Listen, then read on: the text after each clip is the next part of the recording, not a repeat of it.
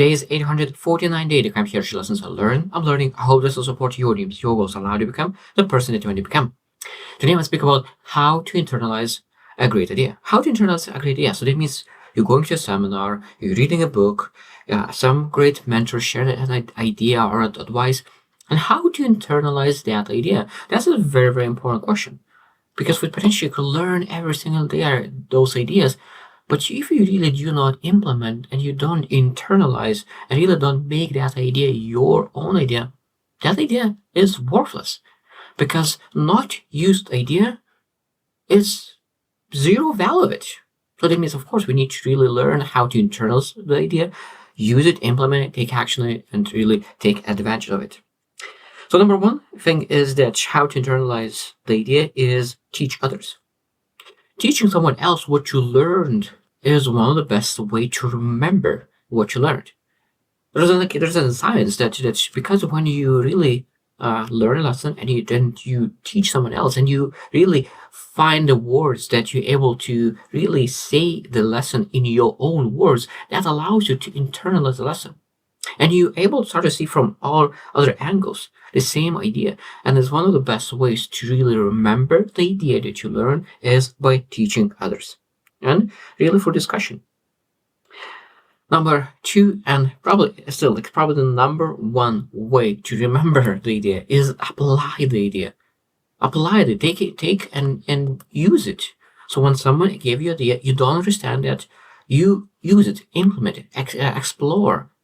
And when you're able to take action on specific idea, hands-on experience is the most important thing when you're able to really think about internalizing the idea.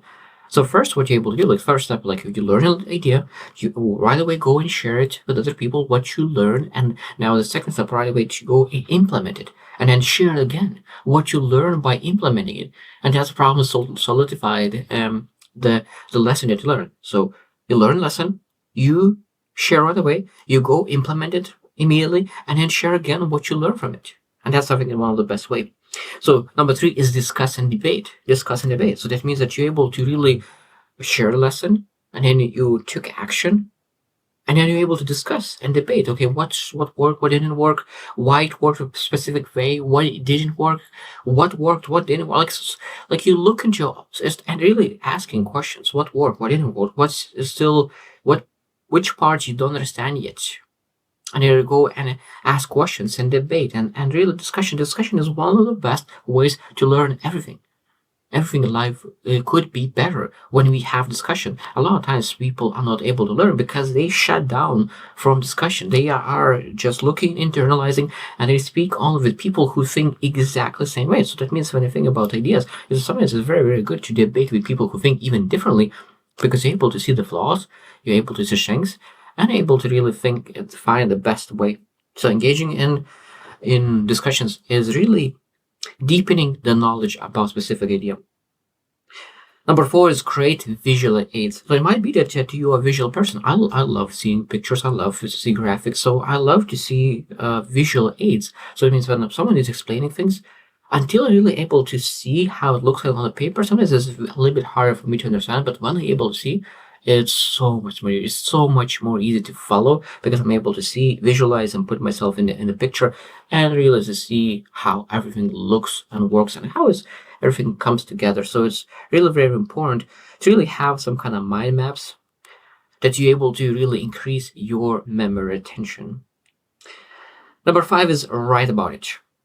So sometimes the best way to really then have some people to share is to share with yourself, with your future self, and journal and really write your thoughts, insights, ideas, maybe feelings about, and really reflect on that idea. And really by journaling and writing your thoughts out, it will allow you to really even get deeper understanding, because you really think it through.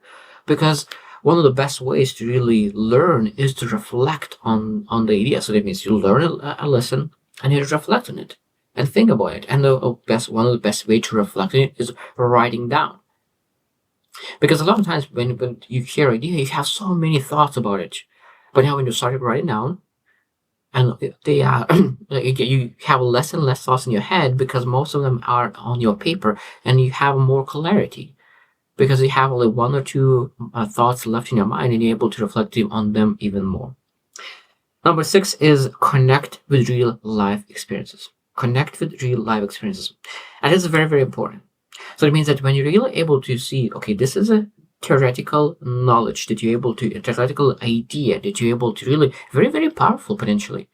But you don't know real life examples. So being able to have that idea and really understanding what are the actual examples in life that happen with this idea is much, much easier to really comprehend.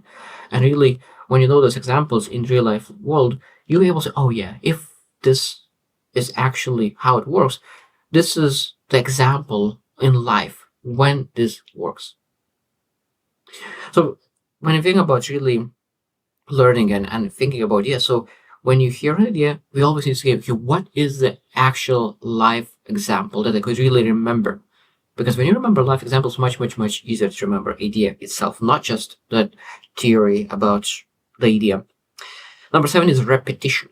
Repetition. It's very important to understand that when you hear the idea and you love the idea, one of the things that's very important is keep repeating that idea until you implement it, because sometimes you're just still missing and you're still forgetting about it.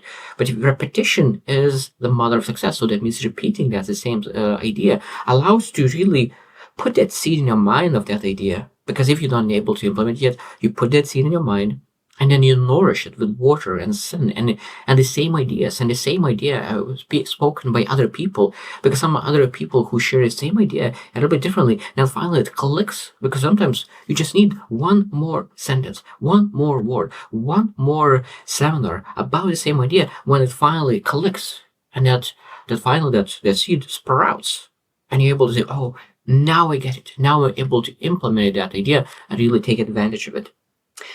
Number 8 is seek feedback. Seek feedback. So that means that when you're going and potentially able to really speak with your mentor, maybe mentor shared idea, and now you're able to share your understanding with others, or maybe with a mentor, and really ask, did you understand it well? Did you understand it well? So that means ask for feedback. Did you learn this idea properly? And I say, okay, this is what I learned, this is what I think what you shared, and this is what I'm planning to do with it. Do you feel that this is what I lesson, what I learned from you? That's exactly what you tried to teach me. Because it might be that sometimes what someone else was teaching you, you potentially got something else, something else. And it means being able to understand what the mentor wanted to say, what the mentor wanted to give you, and what you got is totally the same thing. Because when you're able to get the feedback of the idea, and you're able to go and execute, of course, you're able to maximize the learning from the mentor. Number 9 is stay curious. So it means we still, like, when we think about idea, we want to be curious about that idea. So what to be able to learn more about this idea. So stay curious. Okay, I noted this. So which parts of this idea I don't know yet? Because a lot of times one good idea could turn to amazing and great idea when you really start becoming curious. So how I'm able to improve this idea? Because I don't think that there's any perfect ideas. You're able to really get crystallized on, okay, what I'm able to improve in this idea. And when are you curious, you're able to really focus on improving the great idea, because you're able to make extra effort to be curious, and you're making ordinary great idea into extraordinary great idea. It's very, very important. Stay curious. And then number 10 is practice mindfulness. Practice mindfulness.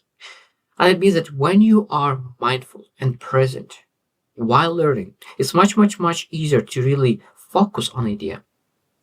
Because when you avoid distractions and really focus on learning and listening for advice, it's much easier to grab the idea, understand what the ideas they share, what the most important ideas, and really focus intentionally to really understand the idea to the fullest. Because when you're distracted, you will miss some parts of the idea, and then will need to waste your time looking for answers to find out what is this idea is all about. But when you are able to be mindful, you're able to meditation, you're able to really be able to engage it right now, not being somewhere, because you understand that physical body and like really mind could be total different places. Your body could be here, but your mind could be somewhere at work or in vacation. So being able to be fully present while listening for amazing ideas is very important to really internalize the ideas. Because if you not present, you will not internalize ideas. So that means that the idea will go to one ear.